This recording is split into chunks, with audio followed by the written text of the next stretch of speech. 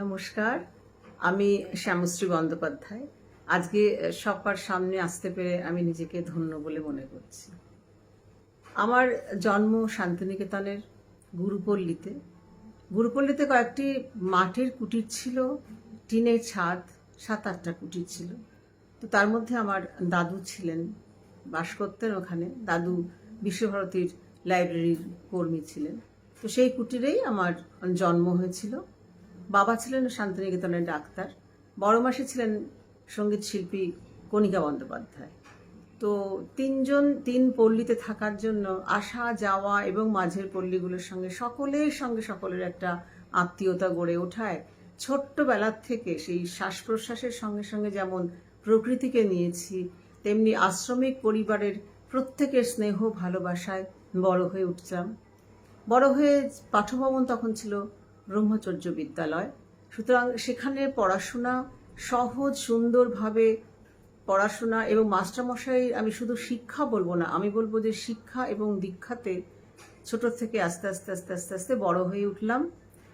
আমাদের স্কুলে তখন নাচ, গান, ছবি আঁকা, সাহিত্য সভাতে নিজের লেখা নিজে পাঠ করা, এই ব্যবস্থাগুলো থাকাতে আমাদের মধ্যে সেই জিনিসগুলো ধীরে ধীরে ধীরে ধীরে গড়ে ওঠে। এবং পরবর্তীকালে যখন কলেজে এবং তার পরের পড়াশোনাতেও এগুলি আমরা বহন করেছি। এবং ছোট্ট থেকে প্রকৃতির মধ্যে একদম একাত্মতা অনুভব করার জন্য প্রকৃতির গ্রীষ্মকালের দাহ, শীতকালের ঠান্ডা, বর্ষাকালে ঝিরঝিরে বৃষ্টি, ঝমঝমে বৃষ্টি, আবার বসন্তে রঙিন হয়ে ওঠা, এইসব দেখতে দেখতে এবং আত্মস্থ করতে করতে জীবনের প্রতিটা দিক সুন্দর করে দেখা এবং কোনো অবস্থাতেই নিজেকে কষ্ট হচ্ছে বলে ভাবা কখনো তৈরি হয়নি সেভাবে। তারপর একদিন হঠাৎ করে চলে গেলাম আমার বিয়ে হওয়ার পরে একদম দেহাতে। তো দেহাতে গিয়ে বিহারের দেহাতগুলি একদম যারা গেছেন তারা জানবেন, বা যারা যাননি তারা জানার কথা নয়, এমন একটা জায়গায় গিয়ে আমি পড়েছিলাম। কারণ আমার হাজব্যান্ড তখন ব্যাংকে ছিলেন। তখনকার নিয়মই ছিল যে কিছুদিন করে গ্রামে গঞ্জে কাটাতে হবে। তো সেখানে গিয়ে আমি এমন একটা ধপাস করে আমার পড়ে যাওয়া, কিন্তু তাতেও আমি কিন্তু একটা মুহূর্তের জন্য কখনো বিচলিত হইনি। তো সেখানে একটু কষ্ট হয়েছিল ভাষা, কারণ দেহাতি হিন্দি আমি বলতে পারতাম না, বুঝতে পারতাম না। কিন্তু ভাষা একটা এমন জিনিস যে কিছুদিন থাকতে থাকতে শুনতে শুনতেই বোঝাবুঝি ব্যাপারটা হয়ে ওঠে। তো ওখানে একটা নৃশংসতা দেখেছিলাম, যেটা আমরা শান্তিনিকেতনে কখনো ভাবিনি বা কোনোদিনও চিন্তাই করতে পারিনি, দেখা তো দূরস্থ। আমি বেশি কথা আজকে বলবো না, আমি বলবো দুটো ঘটনার কথা যেগুলো আমাকে আমার শক্তি দিয়েছিল, যেটা শান্তিনিকেতনের মধ্যেই আমি আয়ত্ত করেছিলাম কিন্তু প্রকাশ করতে পারিনি, কখনো দরকার হয়নি। এখানে এসে কিন্তু সেই শক্তি আমি প্রকাশ করতে পেরেছি। সেটা কি? সেটা হচ্ছে, আমি ভাবিজিদের দেখতাম যে সব কথাবার্তা বলছেন, কেউ কেউ আমার কাছে আসছেন, মাথায় হাত দিয়ে আদর করছেন। আমি ছোট ছিলাম তখন, তো ওদের কাছে। তো একদিন সকালবেলা দেখলাম যে সব ভাবিজিরা মিলে একটা কোয়ার্টারের দিকে এগিয়ে যাচ্ছে। কোয়ার্টার মানে কিন্তু একদম ভঙ্গুর কোয়ার্টার সবার, আমারও তাই। এদিকে ফার্নিচারে ভরা, কিন্তু একেবারে ভাঙা ফুটো সমস্ত বাসস্থান ছিল আমাদের। সেটাও খুব মজা করেছি। তো যাই হোক, তো সেদিকে দৌড়চ্ছে থেকে আমিও পেছন পেছন দৌড়ালাম। গিয়ে দেখলাম যে ভাবিজিরা ওই দরজার সামনে গিয়ে সবাই দাঁড়িয়ে গেল, চোখ দিয়ে তাদের জল। আমি না ঢুকে পড়লাম ভেতরে। ভেতরে গিয়ে দেখলাম একজন মহিলা সদ্য একটি বাচ্চা জন্ম দিয়েছেন। ওদের কথাতেই আমি বুঝতে পারলাম যে 6টি তার কন্যা সন্তান, এবং এই 7ম সন্তানটিও কন্যা হয়ে জন্ম নিয়েছে বলে তার হাজব্যান্ড তাকে থাপ্পড় মারতে মারতে মারতে মারতে পাগল হয়ে গেছিলেন। আমি ঘরে ঢুকতে দেখলাম উনি ফোঁস করতে, রাগি ফোঁস করতে করতে উনি নিচে শুয়ে থাকা একটা বাচ্চাকে লাথি মেরে ফেলে উনি বাইরে বেরিয়ে গেলেন। আমি ভাবিজিকে গিয়ে জড়িয়ে ধরলাম। ভাবিজি প্রচণ্ড কাঁদলেন, এবং রক্তশূন্যতা বলতে যে কি বোঝায় সেটা ভাবিজির ঠোঁট দেখে আমি বুঝলাম, পুরো সাদা ঠোঁট। আমি তারপর থেকে ওনার জন্য খাবার দাবার, দুধ সমস্ত পাঠাতাম। এই একটা ঘটনা। ওই পুরুষ মানুষের সামনে গিয়ে দাঁড়ানো এবং আমাকে দেখে তিনি ভয় পেয়ে চলে গেলেন।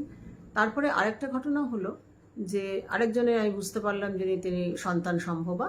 তা আমি ভাবিজিকে বলেছিলাম যে আপনার যিনি সন্তান জন্ম নেবে সেদিন আমি সেই মুহূর্তে ওখানে থাকবো, আমি দেখব বাচ্চাটি কিভাবে জন্মগ্রহণ করে, একটা প্রাণ কিভাবে তার মাতৃর ইয়ে থেকে, গর্ভ থেকে সে পৃথিবীর বুকে এসে পড়ে। তো আমি ছোট ছিলাম বলে ওনাদের কাছে, তো উনি আমাকে সে ডাকেননি, কিন্তু ওয়া ওয়া আওয়াজ পেয়ে আমি বুঝলাম যে বাচ্চাটি এসে গেছে। আমি সঙ্গে সঙ্গে দৌড় মারলাম, কারণ একদম গায়ে গায়ে লাগা আমার বাড়ি ছিল ওনার। তো গিয়ে দেখলাম কি একটা দৃশ্য, সেটা হচ্ছে যেটা নেতাকানির মধ্যে একটা মিষ্টি বাচ্চাকে শোয়ানো আছে, মাথা ভর্তি তার চুল। আর মাকে দেখলাম, মানে আমি যাকে ভাবিজি বলতাম, খুব ভালোবাসতাম, সাহায় ভাবিজি, সেই ভাবিজি পুরো কাপড়টাকে তুলে উনি বসেছেন একটা দড়ির খাটিয়া, দড়ির খাটিয়াতে কিন্তু আমরা দুজনেও শুতাম উঠোনে, আমার মনে আছে। উনি বসে আছেন এবং বাচ্চা হওয়ার পরে যে রক্তস্রোত, সেই দড়ির খাটিয়া দিয়ে বয়ে উঠোন দিয়ে গিয়ে নালি দিয়ে পাস করছে। তো এইটা দেখে আমার তখনই আমি আমার বাবাকে চিঠি লিখলাম। বাবা ডাক্তার, বাবাকে বললাম যে বাবা এদের কি করা যায়, আমি তো পাগল হয়ে যাচ্ছি, এদের দেখে আমি ভালো লাগছে না। বাবা বললো মহিলাদের সঙ্গে তুই আলাপ কর, আলোচনা কর, তারপর দেখ না যে ওনারা চায় কি না, ওদের ব্যাপারটা কি বোঝ, যে ওনারা যদি জন্ম নিয়ন্ত্রণ কোনো করতে চান তখন আমি তার ব্যবস্থা করে দেবো এখান থেকে। আমি তখন আস্তে আস্তে তাদের সঙ্গে খুব মিলেমিশে গিয়ে তাদের জিজ্ঞেস করলাম। তো যেইভাবে এই সহায়ভাবে যে কথা বললাম, উনি খুব লাকি ছিলেন, কারণ ওনার 4টে ছেলের পরে 8টি মেয়ে। তো তার স্বামী তাকে খুব ভালো বাসলো, যে পুত্র সন্তানের মুখ দেখিয়েছেন তিনি। তো ওখানে 10-12টা পরিবার ছিল। তো আস্তে আস্তে ধীরে ধীরে ওদের সঙ্গে মেলামেশা করে আমি তখন ওদের জিজ্ঞেস করলাম যে তোমরা কি প্রতি বছর বাচ্চা করতে করতে কতগুলো বাচ্চা তোমরা পয়দা করবে? তখন বললো যে ভাবি যে আমাদের হাতে তো কোনো কিছু নেই। তখন আমি বললাম আছে। বললো কি বলো, তোমার জানো ওষুধ আছে, তুমি ওষুধ খাবে, তুমি যদি বাচ্চা চাও তাহলে তোমার বাচ্চা হবে, তুমি যদি না চাও তাহলে তোমার সেই ওষুধে তুমি চালিয়ে যাবে। তো আমি বললাম আমি তো খাই, কিন্তু আমি যেদিন এখানেই আমি ছাড়বো ওষুধ, তোমাদের সামনেই আমি বলে ছাড়বো, তারপর আমার বাচ্চা আসবে আমার কোলে। এসব বলার পরে আমি দেখলাম যে 6টা পরিবারকে কিন্তু আমি জন্ম নিয়ন্ত্রণের ওষুধ খাওয়াতে আমি সক্ষম হয়েছিলাম। সেখানেও তারা আমাকে পুজো করতে আসতেন। যখন আমি প্রথম ওদের জানালাম যে আমিও সন্তান সম্ভবা, ওরা তখন বললেন প্রথম মা হওয়া মানে আমাদের কাছে তুমি কিন্তু একজন ভগবান, তুমি ঠাকুর। সুতরাং তাদের কেউ আলতা নিয়ে আসছেন, কেউ নেলপালিশ নিয়ে আসছেন, এসে যার বাড়িতে যেটুকু খাবার দাবার নিয়ে এসে সে আমার কাছে থাকতেন। তারপরে আমার যখন 5 মাস হলো, তখন একজন এসে বললেন যে ভাবিজি তুমি কিন্তু এখান থেকে যাবে না কিছুতেই। তা আমি বললাম যে তাহলে? তখন বলেছে কেন, আমাদের এখানে ধাই আছে, ম্যানেজার সাহেবকে বলবে একটা ব্লেড আনতে, আমরা তোমার নাড়ি কেটে তোমার বাচ্চা আমরা এখানে বিয়ে করে দেবো। ধাই তো সবার বাচ্চাই, তো আমাদের এতগুলো বাচ্চা হয়েছে। সেই ভয়ে আমি পালিয়ে এসেছিলাম দেহাতে। তো যাই হোক, দেহাতি জীবনটা আমার দেখা হয়েছে, এবং আমি ওখানে গিয়ে দেখেছি যে ওদের এই কষ্টটা ছাড়াও আমার দৃষ্টি যেত, সেটা হচ্ছে সেখানেও প্রকৃতি, মানে কোথাও কোনো দেহাতে যখন আমি গেছি সেখানে একদিকে দেখেছি পাহাড়, অন্যদিকে কলিয়ারির ধোঁয়া কালো। কলিয়ারিতে গিয়েওছি যেখানে কর্মীরা কাজ করছে কয়লা নিয়ে, একেবারে কালো কুচকুচে রাস্তা, তারা মানুষরাও কালো কুচকুচে, তাদের সঙ্গে গিয়েও আমি কথা বলার এই যে একটা ইচ্ছা জাগা, এইটাও আমি করেছিলাম। এরপরে আমার জীবনটা খুব বড়, কিন্তু আমি তো এখানে বেশিক্ষণ সময় নিতে পারবো না। তা আমি এই জন্যে বলি যে তারপরে যখন আমার হাজব্যান্ড যখন সেখান থেকে চলে গেলেন পাটনা, তখন আমি ওনার সঙ্গে পাটনায় চলে গেলাম। পাটনায় গিয়ে আমরা বেশি দিন থাকিনি, আমরা বছর 1.5 ছিলাম। তো তখন সেখানে রবীন্দ্র ভবনকে পেলাম, সেখানে আমি আমার নিজের সংস্কৃতিকে পেয়ে গেলাম। ওনারাও যে আমার খবর পেলেন, আমাকে ডাকলেন ভালোবেসে। আমি শুনলাম যে আমার বড় মাসি কণিকা বন্দ্যোপাধ্যায় অনেকবার গান গাইতে গেছেন রবীন্দ্র ভবনে, তো আমাকে ওরা সেখানে গান গাইতেও বলেছেন, কখনো কখনো বিচারকের আসনও দিয়েছেন। আমি লজ্জায় শরমে আমি বলেছি যে না, আমাকে এই আসনটা দেবেন না, কারণ আমি তো ভালোবেসে গান করি। তো ওনারা যখন বলেননি, তখন যাই হোক সেটাও করেছি, খুব ভালোভাবে আমি ওখানে কাটিয়েছি। তো তারপরে আমি এলাম হচ্ছে কলকাতায় এসে আমি উঠলাম লেক টাউনে। তো লেক টাউনে ওঠার পরে আমার ছোট মেসোমশাই একদিন হঠাৎ করে দুপুরবেলাতে এসে আমাকে বললেন যে না, আর এইভাবে জীবন কাটালে হবে না, তুই আমার সঙ্গে চল। আমি কোথায় যাব? বলে চাকরি করবি বলে সল্টলেকে একটা এনজিওতে, খুব নাম করা জয়প্রকাশ নারায়ণ এনজিও, সেখানে আমাকে চাকরি করে দেওয়া হলো, আমাকে ইন্টারভিউ নিলেন। সেখানে আমার চাকরিটা হলো কি, আইসিডিএস যারা কর্মী তাদের পোস্টিংয়ের আগে 3 মাস একটা ট্রেনিং দেওয়া হতো। তা আমাকে সেখানে ওরা রাখলেন ট্রেনার হিসেবে। আমার কাজ কি ছিল, এস্থেটিক সেন্সটা তাদের মধ্যে দেওয়া, এবং তারা যে গ্রামে গিয়ে কাজ করবেন সেই কাজে সাহায্য করার জন্য তাদের বেশ কিছু জিনিস শেখানো, হাতের কাজটা শেখানো, যে গ্রামের মেয়েদের যাতে সেগুলো ওরা শিখিয়ে কিছু রোজগারপাতি করতে পারেন, এটা আমার কাজ ছিল। এরপরে একদিন হলোটা কি, যে আমি দিব্যি যাচ্ছিলাম, কাজ করছিলাম, কয়েকজনের সঙ্গে, শহরের মানুষের কয়েকজনের সঙ্গে ধীরে ধীরে আলাপ হচ্ছিল। তো পাড়ার বন্ধুরা মিলে মাঝে মাঝে গল্প গুজব করতাম। তো একটা ছোট্ট মজা করতে গিয়ে যেই বাড়িতে থাকতাম সেই বাড়িতে একটা টিউবওয়েল ছিল। তো ওটা ভীষণ ঘ্যাঙর ঘ্যাঙর ঘ্যাঙর ঘ্যাঙর আওয়াজ হতো বলে আমি বলতাম সবাইকে আমার বাড়িতে বাঘ ঢোকে মাঝে মাঝে। তো সেইটা একদিন আমি আমার বাড়িওয়ালির সামনে বলেছি, কারণ বাড়িওয়ালিও আমার বন্ধুই ছিল। সেইটা শুনে এসে আমাকে প্রচণ্ড অপমান করলো, এবং যে ভাষা ব্যবহার করলো সেটা আমি জীবনে কখনো তার আগে শুনিনি। সুতরাং কান্নাকাটি শুরু হলো। আমার বড় মাসির কানে সেই খবর, আমার কান্না গেল, কারণ বড় মাসি তখন কলকাতাতে। আমি তখন বললাম, বড় মাসি তখন বললো যে তুই চিন্তা করবি না একদম, তুই যতদিন থাকবি ওখানে, তুই কাকলি বলে একজন আছে আমার ছাত্রী, সেখানে তুই গান কর, আমি ইন দ্য মিন টাইম ব্যবস্থা করে দিচ্ছি তোর অন্য জায়গায়। তো যাই হোক, সেই কাকলিদিকে পেয়ে গিয়ে, শান্তিনিকেতনে পেয়ে গিয়ে খুব ভালো লাগতো আমার। কাকলিদির দলে, গানের দলে যোগ দিয়ে আমি প্রথম রবীন্দ্র সদনে আমি গান গাইলাম। আর বড় মাসিও তারপরে নিজেদের ব্যবস্থা করে দিল, আমার সল্ট লেকে একটা ফ্ল্যাট হয়ে গেল। তারপর আমি ওখান থেকে সল্ট লেকে চলে এলাম। তো সল্ট লেকে তো ভালো রকম সব শহুরে মানুষরা, তা আমি তো শহুরে কোনোদিনও মানে মানুষ হইনি, আসা যাওয়া করতাম কলকাতাতে, কিন্তু সেজন্য সময় নিয়েছিলাম ধীরে ধীরে ধীরে ধীরে মানুষের কাছে যাওয়া। মেয়েটা তখন 4-5 বছর বয়স হয়ে গেছে, তাকে স্কুলে দেওয়া, স্কুলে গিয়ে কিছু মানুষের সঙ্গে আলাপ টালাপ হওয়া। এই করতে করতে আমার মেয়েকে যিনি দেখতেন ডাক্তারবাবু, তিনি একদিন আমাকে জিজ্ঞেস করলেন যে আপনার কীরকম বয়স। তা আমি লজ্জা পেয়ে বললাম যে 35-39 হবে। তা উনি বললেন যে এখন থেকে কিন্তু সারা জীবন শুধু সংসারে থাকলে হবে না শ্যামশ্রী, কারণ তোমার বাড়িতে গিয়ে আমি দেখেছি তুমি ছবি আঁকো, তোমার গলার গান শুনেছি আমি অনুষ্ঠানে, সুতরাং তোমার কিছু একটা করতে হবে। তাহলে আমি কি করব, এখন আমার মেয়ে ছোট্ট, এখন তাকে পড়াশোনা করাতে হবে, তাকে আমাকে তৈরি করতে হবে। বললো যে না, তার জন্য একটা আলাদা সময় থাকবে, তোমার নিজের জন্য একটা আলাদা সময় থাকবে। উনি আবার একটা এনজিওর সঙ্গে আমাকে যুক্ত করলেন। তো সেই এনজিওর সঙ্গে আমি কাজ করতে শুরু করলাম। তখন তো নিউ টাউন বা রাজারহাট ছিল, রাজারহাট যে গ্রাম ব্যাপারটা ছিল, সেইখানে গিয়ে গ্রামে গ্রামে গিয়ে আমরা বাচ্চাদের ভ্যাকসিনেশনের ব্যবস্থা করতাম। তারপরে ওরা যে পশুপালন করতো তাদেরও ভ্যাকসিনেট করা হতো। আমাদের সঙ্গে 14 জন ডক্টর কাজ করতেন। তারা যখন ডাক্তারি করতে যেতেন তাদের সঙ্গে নার্সের কাজটা আমরা করতাম। আমরা চোখের অপারেশন করিয়েছি প্রায় 42-43 জন মানুষের। তো ওই একটা যে গ্রুপ তৈরি হয়ে গেল তখন সুন্দর করে, আমি তাদের সঙ্গে কাজ করতে শুরু করলাম। আবার বড় মাসি যেহেতু বাড়ির ব্যবস্থাটা করে দিয়েছিল বলে আমার কাছে এসে অনেক দিন ছিল যে কেমন বাড়িটা দেখার জন্য। তো তখন দেখতাম যে প্রচুর গুণীজন মানুষ আসতেন, শিল্পীরা আসতেন, লেখক এসছেন, কত মন্ত্রীরা এসছেন। তো তখন তো সল্টলেকে কোনো দোকান বাজার থাকতো না, বা বেশি আমি রান্না বান্না করে আমি খাওয়াতে পারতাম না। তো ওনারা আসতেন, চা খেতেন, বলতেন দারুণ আড্ডা টুটু, আমরা বারবার চা খাবো, কালো কফি খাবো, আর তুমি আমাদের এগুলো খাওয়াবে। তো ওনারা গল্প করতেন, আমি মাঝে মাঝে শুনতাম, এঘর ওঘর করতে করতে, আর আমি চা বিস্কুট কফি বিস্কুট এসব দিতাম। তো করতে করতে সেখানেও একজন মহিলা এলেন। তো এসে বড় মাসি কী সব বললেন টললেন, তারপরে বড় মাসি আমাকে ডাকলো তার সামনে, এসে বলল যে তোর পাশের ক্লাস্টারেই থাকে ওর একটা গানের সংস্থা আছে, সেখানে তুই কিন্তু যোগ দে। তা আমি তো ভীষণ ভয় পেলাম, কারণ শান্তিনিকেতনে মঞ্জু মাসি মানে মঞ্জু বন্দ্যোপাধ্যায়, বাচ্চু মাসি বা নীলিমা সেন, এদের কাছে আমরা খোলা গলায় সুন্দর করে গান শিখেছি, কিন্তু কখনো তো স্বরলিপি টরলিপি দেখে গান শেখা হয়নি। আমি ভাবলাম এখানে যদি স্বরলিপি দেখে গান শেখাতে যায়, আমি বললাম আমি কি পারবো? বলে হ্যাঁ পারবে, কারণ এখানে তো আমরা একটা সংগঠন।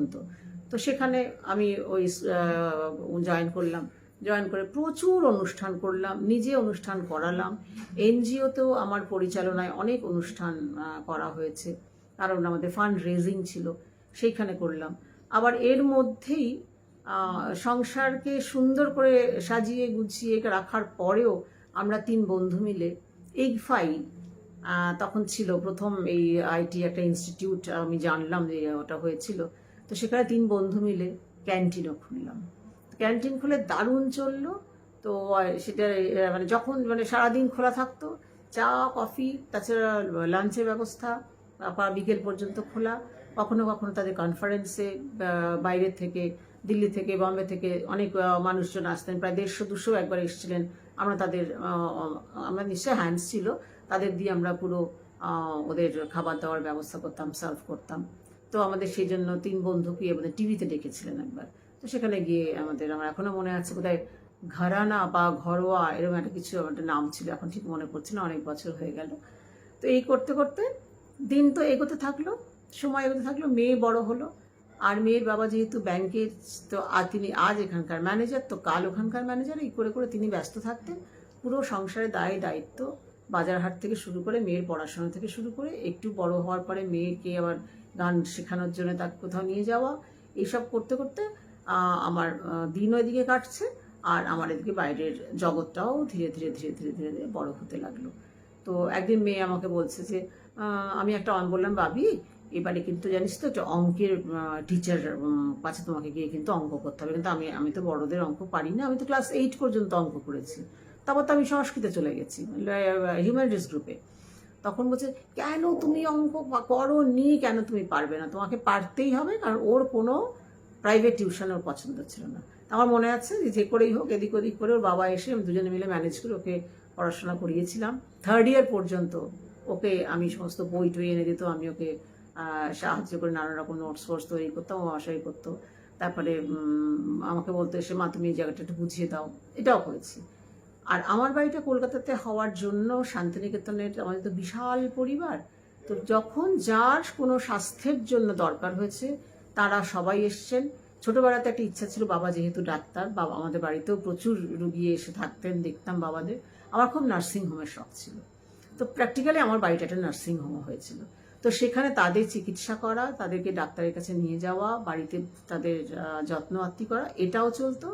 আর কেউ কোনোদিনও বলতে পারবে না, না আমার মেয়ে, না আমার হাজব্যান্ড, যে আমি আমার নিজের কাজের জন্য, আমার নিজের সময়ের জন্য আমি সংসারটাকে দেখিনি। আমার সংসার সাজানো গোজানো, আর সেটাও করেছি। সেজন্য এই বয়সে এসে আমি এটা বুঝতে পেরেছি যে শান্তিনিকেতনের ওই যে প্রকৃতির মাঝে মানুষ হয়ে, প্রকৃতির জন্ম, প্রকৃতির একটি ছোট্ট গাছ জন্ম, তার বড় হওয়া, তার ফুল ফোটানো, তার ফল হওয়া, তারপরে কোনো কোনো সময় ডাল ফাঁকা হচ্ছে, আবার সে নতুন সবুজ হয়ে উঠছে, এই যে বিভিন্ন ধরনের প্রকৃতির রূপ দেখে সেটাকে আমি না আত্মস্থ করতে পেরেছিলাম। যার জন্য জীবনে যখন যেখানে আমি যে অবস্থায় পড়েছি, আমি কিন্তু সবসময় একটা আশান্বিত হয়ে এবং আনন্দে এবং তার সৌন্দর্যটাকে নিয়ে আমি চলতে শিখেছি।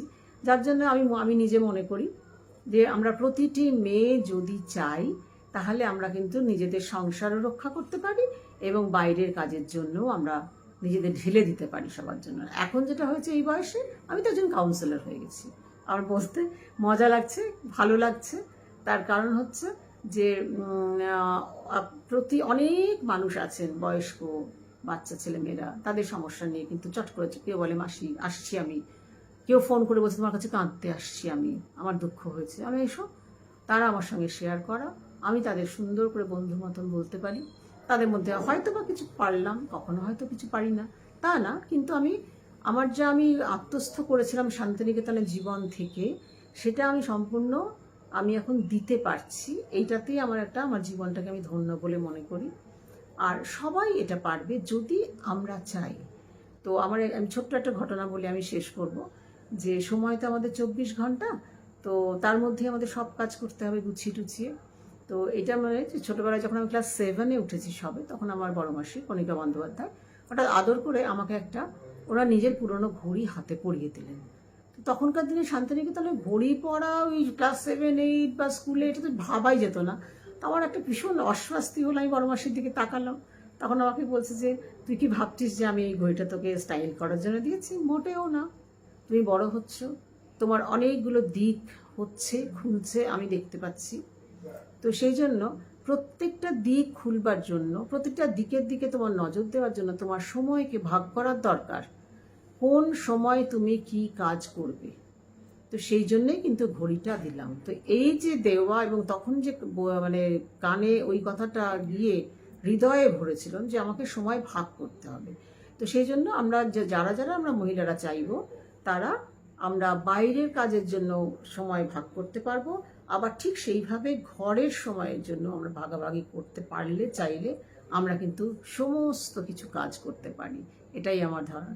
তা আজকে পুজোর দিনে আমরা বলি না যে আমরা আমাদের 10টা হাত, আমরা 10 ভুজা, তাতে তো অসুবিধা নেই। তো সুতরাং চাইলে আমরা সবটা পারি, ঘর বার আমরা সব রক্ষা করতে পারবো। আমি বেশিক্ষণ আর সময় নেব না, আমি নমস্কার জানিয়ে শেষ করছি।